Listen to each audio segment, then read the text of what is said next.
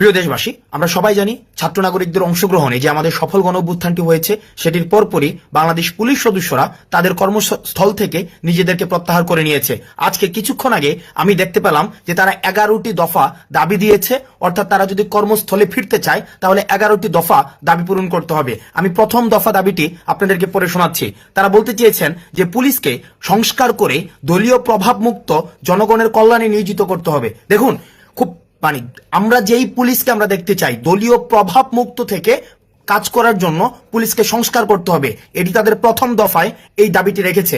এবং এই দাবির সংস্কারের যে জায়গাটি, এটি সম্পূরক একটি জায়গা তারা যুক্ত করেছে। সেটি বলেছে, আমরা যে রঙের ইউনিফর্ম পরিধান করে কলঙ্কিত হলাম সেই পোশাকের রং পরিবর্তন করে কনস্টেবল থেকে আইজি পর্যন্ত একই ড্রেস কোড নিশ্চিত করতে হবে। এটি ছিল তাদের প্রথম দফার ক নাম্বার দাবি। খ নাম্বার দাবিতে তারা বলেছে, আমাদের সকল পুলিশ সদস্য ও তাদের পরিবারের নিরাপত্তা নিশ্চিত করতে হবে এবং এর সাথে সাথে যে সকল সিনিয়র অফিসাররা ক্ষমতার লোভী দালাল পুলিশ অফিসারদের কারণে আমাদের শত শত পুলিশ সদস্য ও সাধারণ ছাত্র জনতা মৃত্যুবরণ করেছে, তাদেরকে গ্রেফতার করে অনীতি বিলম্বে বাংলাদেশের প্রচলিত আইনে বিচার করতে হবে এবং তাদের অবৈধ সম্পদ বাজেয়াপ্ত করতে হবে। এটি অত্যন্ত গুরুত্বপূর্ণ একটি দাবি।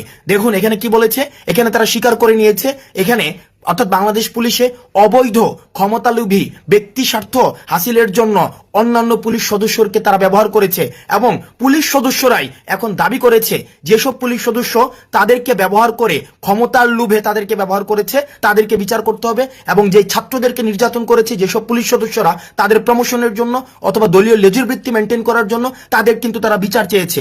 তারপরে দেখেন, তারপরে 2 নাম্বার দাবিটি একে খুব গুরুত্বপূর্ণ একটি দাবি। সেখানে তারা বলেছেন যে এই চলমান আন্দোলনে যেসব পুলিশ সদস্য মারা গিয়েছেন তাদের পরিবারেরকে সহায়তা দিতে হবে, আর্থিক সহায়তা দিতে হবে এবং সেখানে বলা হয়েছে যে জানমালের নিরাপত্তা ব্যবস্থা নিশ্চিত করতে হবে। এবং খ নাম্বার যে দাবিটি, খ নাম্বার দাবিটি আমি ব্যক্তিগতভাবে মনে করি খুবই প্রাসঙ্গিক। 2 খতে সেখানে বলেছেন যে আন্তর্জাতিক শ্রম আইন অনুযায়ী সেখানে 8 ঘন্টা কর্মঘণ্টা নিশ্চিত করতে হবে। আপনারা সবাই জানেন বাংলাদেশ পুলিশের যে কর্মঘণ্টা সেখানে নির্দিষ্ট কোনো কর্মঘণ্টা নেই। সেখানে হচ্ছে অর্থাৎ একটা পুলিশ 24/7 ডিউটি করতে হয়। আমরা জানি একটা মানুষের পক্ষে 24 ঘন্টা ডিউটি করা সেটা কখনোই সম্ভব না।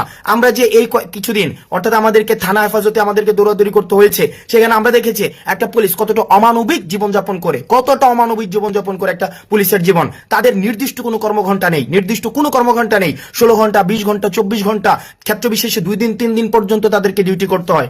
তাদের টোটাল 11টি দফা দাবি রয়েছে এবং প্রত্যেকটি দফা আমি যেগুলো পড়েছি কিছু কিছু দফা হচ্ছে ডিপার্টমেন্টাল, কিছু দাবি, বেশিরভাগ দাবি বা আমি প্রথম যে 4টি দফা দাবি যেগুলো সার্বজনীন সাধারণ মানুষ বুঝবে, আমি এই 4টি দফা দাবি পড়েছি। 4টি দফা তারা 2টির মধ্যে বলেছেন, দেখুন আমরা এমন একটি পুলিশ চাই, আমরা বৈষম্য বিরোধী ছাত্র আন্দোলন এমন একটি পুলিশ চাই যে পুলিশ কখনোই হচ্ছে কোনো ধরনের গোষ্ঠী কেন্দ্রিক নিয়োজিত হবে না, বরং সেই পুলিশটি হবে জনগণের পুলিশ, অর্থাৎ পুলিশকে জনগণের সহায়তার জন্য জনগণের দোরগোড়ায় পৌঁছে দিতে পারবে। অর্থাৎ পুলিশের সাথে জনগণের যে মেলুবন্ধনটি, সেই মেলুবন্ধনটি যথেষ্ট সুসম্পর্কের ভিত্তিতে গড়ে উঠবে। আমরা দেখেছি সাধারণ জনগণের যে ক্ষোভটি সেটি কিন্তু পুলিশের উপরে না, বরং সেই ক্ষোভটি হচ্ছে পুলিশের পোশাকের উপরে। অর্থাৎ যারা গত 16 বছর ধরে ফ্যাসিজম কায়েম করেছে এই পুলিশের পোশাকটি ব্যবহার করে, অর্থাৎ তাদেরকে লাঠিয়াল বাহিনীতে পরিণত করেছে।